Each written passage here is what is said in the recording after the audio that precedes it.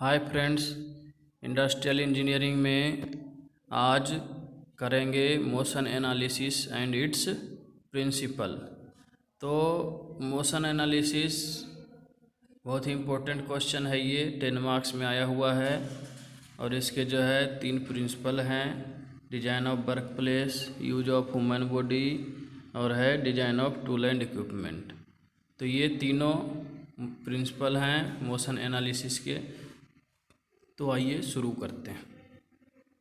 तो motion analysis ये 10 marks में आया हुआ क्वेश्चन है। Explain motion analysis with principles of motion analysis. तो मोशन एनालिसिस जैसा कि 2 बार पढ़ चुके हैं पहले भी। तो analysis of an operation when carried out in terms of individual motion of a worker is known as motion analysis. Means जो है इंडिविजुअल वर्कर का उसके किसी पार्टिकुलर ऑपरेशन जब वो मशीन पे परफॉर्म कर रहा होता है तो उसकी जो है हैंड मूवमेंट और आईज पे टोटल जो है बॉडी मूवमेंट को नोट किया जाता है। तो ये मोशन एनालिसिस कहलाता है। This technique highlights the use of body members of the operator. तो जो ऑपरेटर का बॉडी मेंबर्स जैसे हैंड्स है, लेग्स है, आईज है, इन सब की जो मूवमेंट है उसके जो है टोटली जो है रिकॉर्ड किया जाता है। इसके बाद तो principles of motion analysis. The purpose of motion analysis is to design an improved method that eliminates unnecessary motion.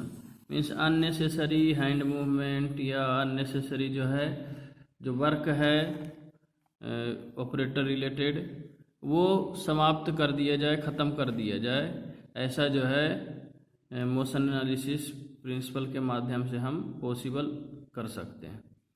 तो क्या क्या है ये प्रिंसिपल? तो बेसिकली जो है 3 प्रिंसिपल है मोशन एनालिसिस के, क्लोजली रिलेटेड है। पहला है यूज ऑफ ह्यूमन बॉडी।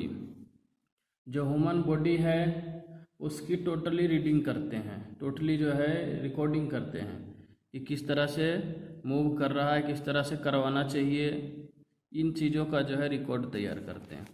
तो human body should be used such that it improves overall efficiency of an organization and reduces fatigue in performing manual work।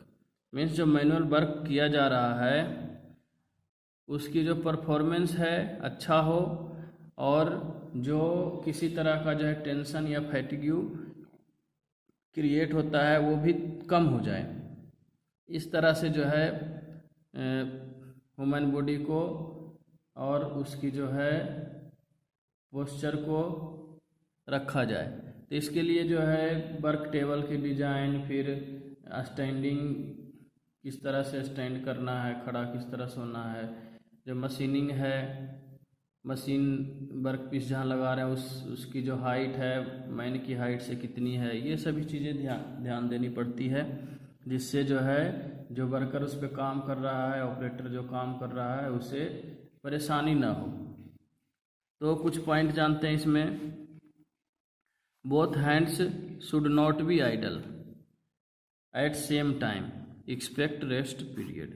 Means क्या है कि दोनों हैंड जो है आइडल नहीं हो, मीन्स स्टॉप नहीं हो, रुका हुआ नहीं हो, खाली नहीं बैठा हो, दोनों हाथ जो है खाली नहीं हो एक समय में, केवल जो है रेस्ट पीरियड को छोड़ करके, क्योंकि रेस्ट पीरियड में जो है टाइमिंग होती है रेस्ट करने की।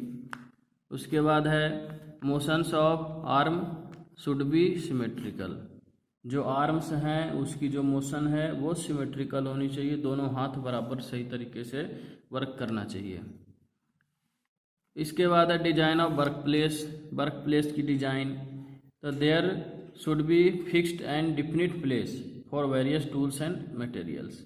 जो भी चीज़ें रखी हुई है जैसे टूल्स, इक्विपमेंट्स, गेज, इन सब को जो है प्रॉपर ढंग से रखा जाए, सबका जो है डिफिनिट प्लेस हो वहीं रखा जाए।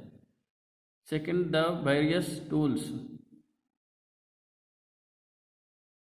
दूसरा है the various tools controls etcetera should be close to the operator if possible. Means जो टूल्स इक्विपमेंट्स है, कंट्रोल बटन है, ये सारी चीज़ें जो है जितना संभव हो ऑपरेटर के नज़दीक हो, ताकि वह जो है मशीन को आसानी से ऑपरेट कर सके, कंट्रोल कर सके। थर्ड पॉइंट है the chair and height of work place should be arranged such that sitting and standing at work place या वर्क आर इजली पॉसिबल।